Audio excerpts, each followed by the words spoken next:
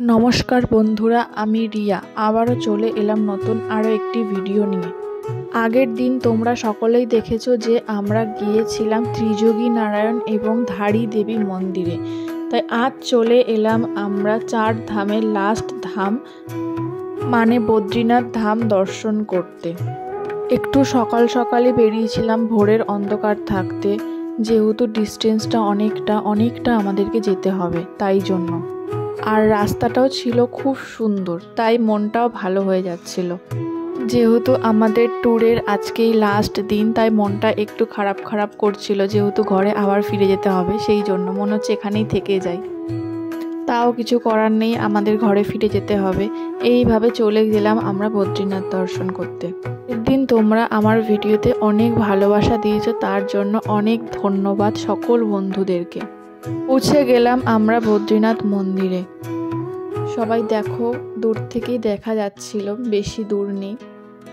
এই মন্দিরটা রাস্তার কাছেই ছিল, খুব একটা দূর ছিল না, সেই জন্য অসুবিধা হয়নি। আমরা বদ্রীনাথ মন্দিরে পৌঁছে গিয়ে সেখানে পুজো দিলাম এবং ভিতরে যেহেতু ক্যামেরা অ্যালাউ ছিল না, তাই তোমাদেরকে দেখাতে পারিনি। তাই বাইরে থেকে যতটা পেরেছি তুলে ধরার চেষ্টা করেছি। বদ্রীনাথ ধাম দর্শন করে আমরা বেরিয়ে পড়লাম মানা গ্রাম দর্শন করতে।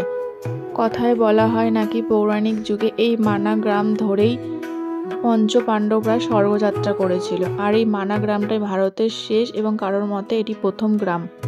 গাঁয়ে ঢুকে প্রথমে আমরা চলে গেলাম গণেশ গুহাতে। এই গণেশ গুহাতে শ্রী গণেশ মহাভারত লিখেছিলেন। যেহেতু ক্যামেরা অ্যালাউ ছিল না, তাই তোমাদেরকে দেখাতে পারিনি। গণেশ গুহা থেকে বেরিয়ে আমরা বাইরের সাইট সিন দেখছিলাম, খুব সুন্দর লাগছিল এবং তোমাদের সামনেও তুলে ধরলাম। দেখো তোমরা কেমন লাগছে, চারি সাইডে নেচার ভিউটা কতটা সুন্দর।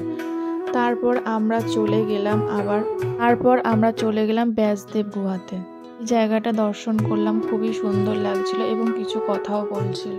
ব্যাসদেব গুহা দেখে আমরা চলে গেলাম সরস্বতী নদী দেখতে।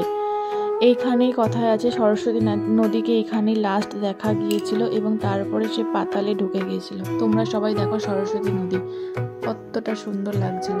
সরস্বতী নদী দেখার পর আমরা চলে গেলাম যেখান দিয়ে পঞ্চপাণ্ডব স্বর্গযাত্রা করেছিল সেই জায়গাটা দেখতে। তোমাদের সামনে তুলে ধরলাম, তোমরা দেখো। এখানে কিছু স্ট্যাচু দাঁড় করানো হয়েছে, জায়গাটা খুবই সুন্দর লাগছিল। সবাই ফটো সেলফি তুলছিল, আমরাও একটু ফটো সেলফি তুলে নিলাম আর তোমাদেরকেও দেখালাম। তোমরা সবাই দেখো কেমন লাগছে। এই ছিল বদ্রীনাথ ধাম আর মানা গ্রাম দর্শন। সকল বন্ধুদেরকে অনুরোধ করছি, আমার ভিডিও যদি ভালো লেগে থাকে একটু সাবস্ক্রাইব করে আমার পাশে থেকো প্লিজ তোমরা সবাই।